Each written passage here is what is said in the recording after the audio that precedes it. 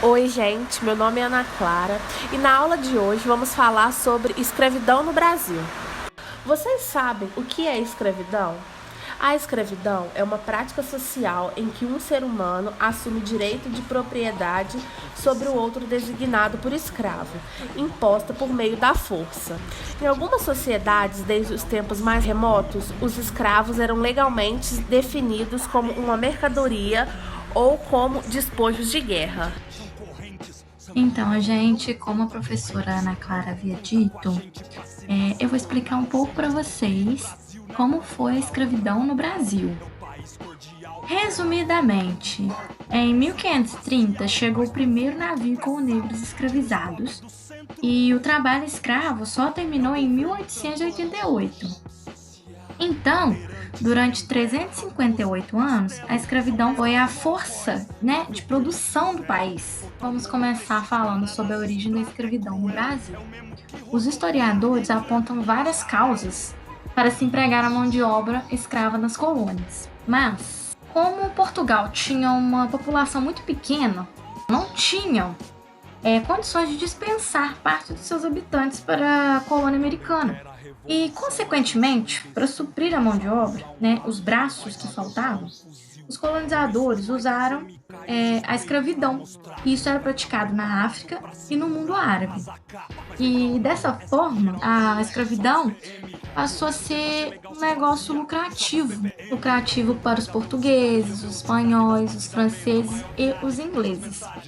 Eles superlotavam os porões de seus navios com negros africanos, navios negreiros que eram chamados, para serem vendidos nos portos brasileiros e por toda a parte da América. Os escravos produziam toda a riqueza no Brasil na época. A cana-de-açúcar, a colheita, a construção de casas, engenhos e igrejas. O tráfico representou um ótimo negócio para a Europa e movimentava grandes capitais na América, Europa e África. E esse transporte de pessoas escravizadas incentivou a produção de mais embarcações, alimentos, vestuário, armas e outros produtos que estavam ligados ao comércio de gente. Antes da escravidão dos africanos, no início da colonização do Brasil, empregou-se a mão de obra indígena. Os índios eram capturados por meio de expedições como as bandeiras e obtidos como espólio de guerras, e os portugueses estabeleciam alianças com as tribos e em troca conseguiam a mão de obra escrava. E durante muito tempo, nas escolas, se ensinou que o índio não servia como escravo por ser preguiçoso, e por isso os portugueses teriam preferido escravizar o africano. Por que escravizar os africanos? Porque era muito mais lucrativo escravizar os indígenas. E por essa razão, os europeus preferiram investir no tráfico negreiro. E logo mais, a oposição dos religiosos, sobretudo os jesuítas, acabou impedindo a escravidão do indígena. Ou seja, nos engenhos com a produção da cana-de-açúcar, essa era uma atividade complexa que demandava uma grande quantidade de trabalhadores. Tinha que ter mais trabalhadores nessa área, nessa atividade.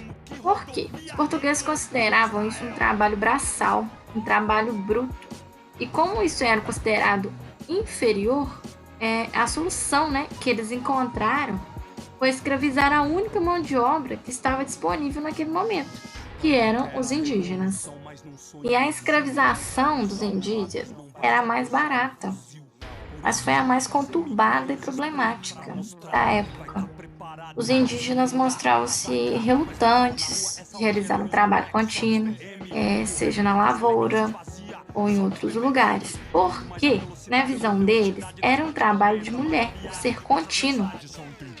E um outro fator que tornava a escravidão indígena complicada também foi o conflito entre os colonizadores e os jesuítas. Isso aconteceu porque os jesuítas se posicionavam contra a escravidão dos indígenas, porque eles enxergavam neles um grupo a ser catequizado.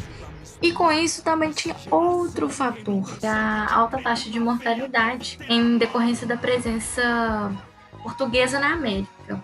Essa taxa de mortalidade acontecia por questões biológicas, de guerras entre os grupos indígenas e os portugueses, né? Além das guerras contra a própria escravização, tinha a guerra de quem os escravizava. E por causa de todos esses conflitos, esses problemas, obstáculos que teve com a escravização dos indígenas, foi mais lucrativo escravizar os africanos.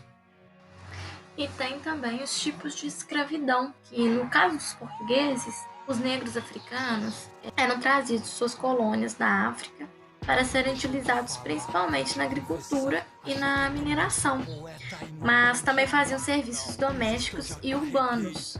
Nas cidades haviam os chamados escravos de ganho, que eram utilizados em tarefas de ramo comercial ou de serviços. Normalmente, eles vendiam produtos manufaturados e auxiliavam na administração de pequenos comércios. Vocês sabem as condições da escravidão aqui no Brasil? As condições eram as piores possíveis e a vida útil do escravo adulto não passava de 10 anos. Primeiro, os seres humanos escravizados enfrentavam o transporte da África para o Brasil nos porões dos navios negreiros, onde muitos morriam antes mesmo de chegar ao seu destino. Após serem vendidos, passavam a trabalhar de sol a sol, recebendo uma alimentação de péssima qualidade, vestindo trapos e habitando as senzalas, locais escuros e úmidos e com pouca higiene, adaptado apenas para evitar fugas. Errar naquela época não era permitido e poderia ser punível com castigos dolorosos. Eram proibidos de professar sua fé ou de realizar suas festas e rituais, tendo que fazer isso às escondidas, pois era suposto que abraçassem a religião católica. Daí surge o candomblé. No caso de mulheres negras, eram exploradas sexualmente e como mão de obra para trabalhos domésticos, como cozinheiras e arrumadeiras. Quando fugiam, os capitães do mato perseguiam os escravos. A obtenção de liberdade só era possível quando escapavam para os quilombos ou quando conseguiam comprar a carta de alforria. Formas de resistência da escravidão. As revoltas nas fazendas não eram incomuns no período colonial.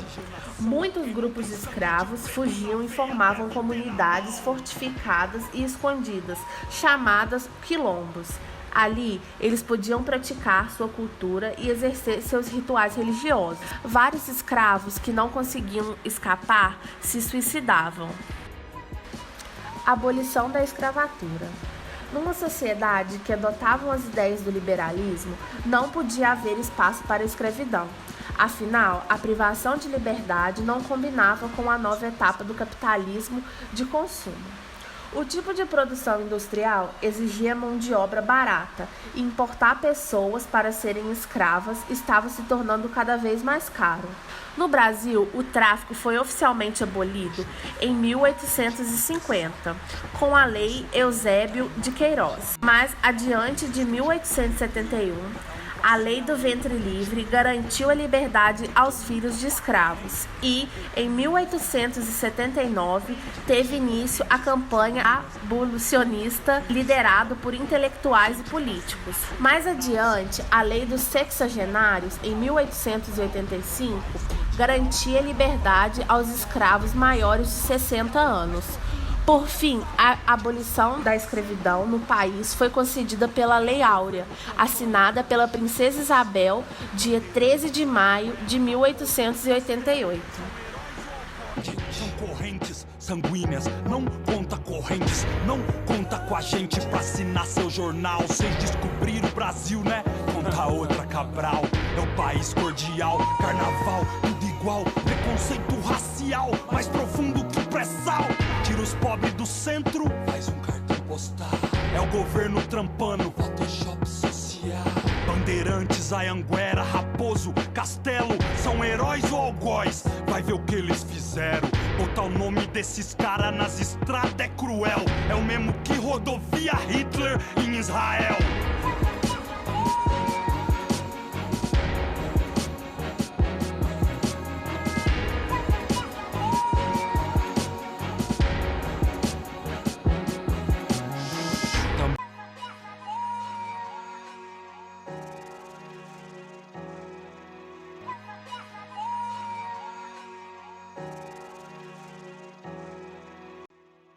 Deixa eu te falar, vou te confessar.